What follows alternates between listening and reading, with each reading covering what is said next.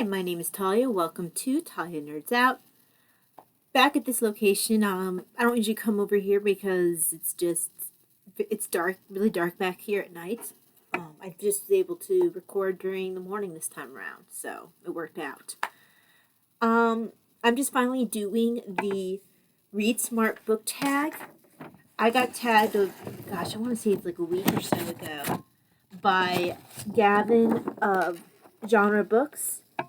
And he so it's created by the tag is created by Ruben from I guess he's To Readers It May Concern, and also with it's also a prompt that was created by Emmelie at Prose and Petticoats. I guess they did it together. But yeah, Gavin was nice enough to tag me, so I'm finally getting around to answering this tag or responding or whatever. So let me just put the tags where I can easily see them. Okay. So for the first prompt for the Read Smart book tag is, what is your strategy to stay focused and engaged while reading? Usually I have to, first of all, I like to read when I'm not experiencing a lot of fatigue. So my best reading tends to be at night because I overstimulate during the day, so a lot of times I'm sleeping in the afternoon, evening time period. But once it gets around to night, that usually tends to be the best reading time. So the first strategy for me is just choosing the right time of day.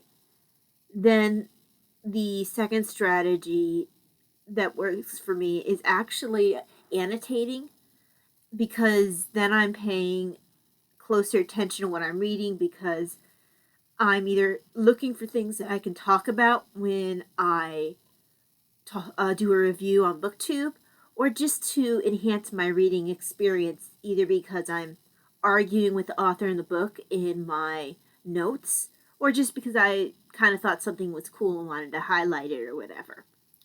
I also have a bunch of fun, clear, sticky notes that I can just stick in books if I want to just have a little bit more fun when I'm writing my notes. Especially if I don't want to leave a permanent mark on that book for some reason. I do this occasionally for fiction, but usually this is something I do for nonfiction.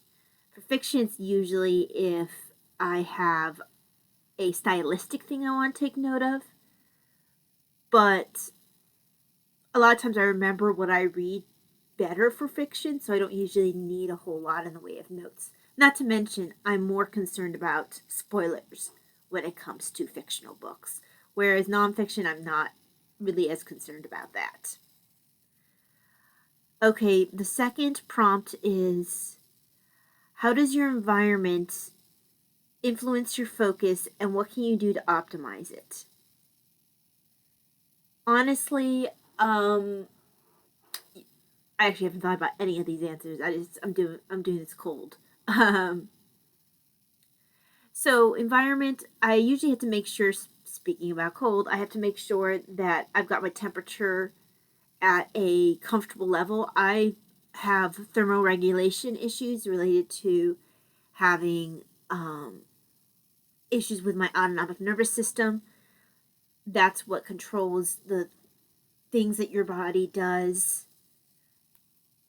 that you don't have to think about. So that's like heart rate, that's thermoregulation, proper blood flow. Even sometimes you might not, you might have to think, oh, I need to take a breath. So just those kind of things that most people their bodies just do it normally, properly. You have a dysautonomia, your body doesn't do that just like it should. So that's why you have blood pooling to be an issue, and it just sort of, your body's not pushing the blood around the way it should, because the autonomic nervous system isn't providing that signal appropriately. But that's a long way to say, in a way that probably no one else cares, But that's a long way to say that I need to be comfortable with thermal regulation. So I tend to wear like a lot of layers just so I can be comfortable. And if I'm still cold or whatever, generally I have to take a nap until I warm up. Uh, what else about the environment? Oh, I usually have to have the lights down low at a comfortable level. For most people, it's too dark, but for me, it keeps me from overstimulating, and it creates this kind of nice mood that I can just sit and enjoy my reading. Prompt 3. What methods do you use to retain and recall information from what you read? This is actually a problem for me, has been forever, at least when it's nonfiction. I could never figure out easy ways to study. A lot of times I just had to talk to people about things in order to remember it. So I had a great study partner in nursing school. She's the only reason I made it through because I've always had trouble with memorization. But in retrospect, besides the fatigue, that might also have been a level of brain fog going on in there that I didn't know because I didn't know that I had dysautonomia at that time. But so for retaining and recalling information, like I mentioned, talking about it helps. So something like talking about it on booktube is helpful. Also, I'm finding annotating to be helpful because I'm engaging actively with what I'm reading. That being said, I still might not remember what I've read. I've been known to read something aloud and then not remember what it was I read aloud previously. Now, I know that could be just a fatigue thing, and that happens regardless. My mom gets fibro fog, and that happens to her too.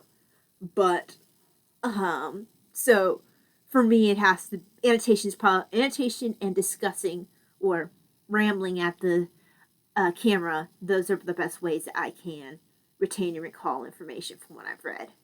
Oh, and also, if I get inspired enough to write a ranty kind of paper kind of thing about something. So at one point, I've written just ranty kind of blog posts before, and then if I do that, I'll remember that information because again, actively engaged in that. Fourth prompt: how do you approach difficult or challenging material?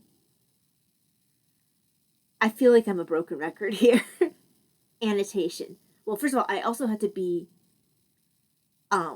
in the best environment for my wakefulness. I can't be cold. I've got to have the lights at a decent level. I can't be overstimulated. And I need to be annotating. Oh, and I can't be fatigued. But annotation is probably the easiest way for me to approach difficult or challenging materials because I can work through the ideas while I'm reading, kind of break it down. Now, that being said, I still haven't made it through Migraines. Actually, might just be called Migraine by Oliver Sacks, which I have found to be a very challenging read. That and Venerable Bede's Ecclesiastical History of the English People. So next time I read either of those, I'm going to be annotating, but I know I also have to be in the right brain space because it's not something, neither of those are something I can just dive into reading. I need to be just in the perfect situation physically, mentally, and oh gosh, I was going to say, I say spiritually, but it has nothing to do with it. Physically, mentally, and then I need to be able to annotate. Prompt 5. What role do note-taking and annotation play in your reading process? It plays a lot. Now, some books I annotate in more than others. I'm currently reading The Great Bridge by David McCullough. Just like when I read The Johnstown Flood, I'm not finding that I need to do a whole lot of notes. I am occasionally highlighting something, not a ton, but occasionally I'm highlighting something that's kind of like a fun fact, but I'm not feeling like I need to take a lot in the way of notes in the case of these books. Part of it, I think, is because they are very straightforward. He is very good about laying out information. So I don't feel like I have to discuss it with him. Also, it's a lot more the way he presents the history. It feels almost more like a story. So it's more like I'm engaging with fiction, which is again why I don't have a whole lot of in the way of annotation for that. Versus when I was reading, well, anything by um, Michelle P. Brown, a lot of her stuff is just better to annotate. Eamon Duffy, a lot of times it's the nonfiction that's particularly the ones that are like by university professors. Those tend to need a lot bit more in the way of annotation. Sometimes just simply because you need definitions, especially if it's specialized, like when you're dealing with illuminated manuscripts. So yeah, long way to go around. Note taking and annotation play a huge part in my reading process for nonfiction in particular. Prompt 6, how do you balance reading for pleasure with reading for personal and professional development? So I really only read for pleasure anymore. I mean, I guess personal development, that would be like some of the religious books. And I'm still trying to find that balance because I have to deal with a lot of fatigue. So that can kind of affect what I can read and when. If I'm too tired and not able to focus, I might be able to read a history book or something. Usually it's history. Fiction can be too much if I'm too tired because I can't engage with the characters. But a history book that's not, too dense, I can usually engage with in a way that I might not be able to a spiritual book that I want to meditate on. So that balance is very much based off of how I'm feeling at that time. But otherwise, I really do read pretty much for pleasure. I do have books that are about my medical conditions, but that is for my personal interest. That is a level of pleasure. Um, I don't, I'm not really keeping up with any of my nursing stuff because I know that's not something that I'll be able to go back to. Actually, next time my nursing license comes around, I'm going to have to let it lapse because um, it's money it's just throwing away money to pay for that license that I'm not using.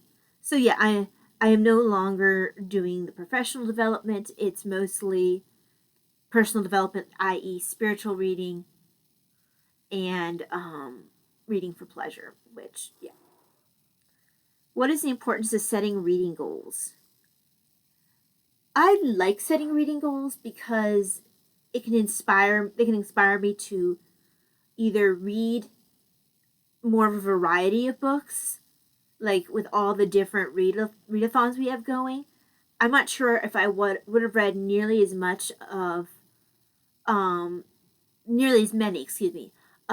many books in antiquity as I have since joining the historathons.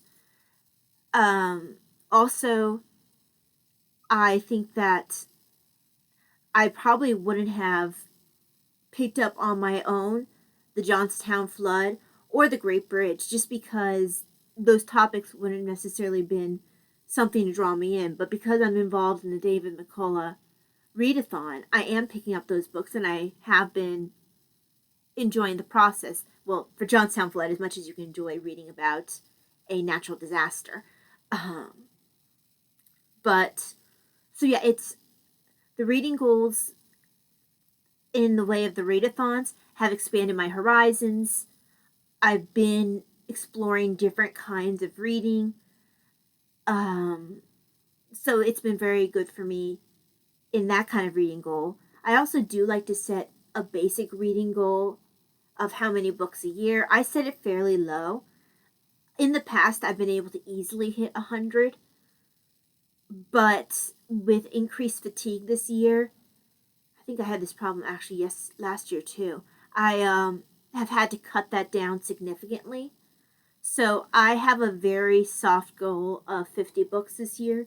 Once I hit that, I will stretch that goal higher and just keep pushing that up a little bit. I won't probably get it up to 100 because I think that's unreasonable for me at where I'm at this point. But that goal isn't something I'm going to stress about. It's just something that can kind of inspire me to, oh yeah, I should probably read instead of wasting time, you know, scrolling through YouTube instead of reading. So, yes, I find reading goals to be very helpful. And prompt 8, what are some strategies for overcoming reading slumps or lack of motivation? Oh gosh. What? Sometimes I just need to find a new book that inspires my interest. Now, I've had it where I'll pick up a new book, flip through it, and not be inspired, put it away.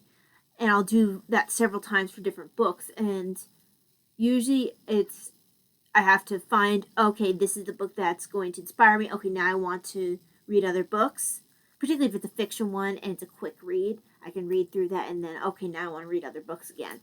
Or sometimes I just need to push through it. And that one's harder because if you're in a reading slump, it can be very hard to push through it. So yeah, that usually is what helps me. There's not a whole lot other than that I think you can do with a reading slump.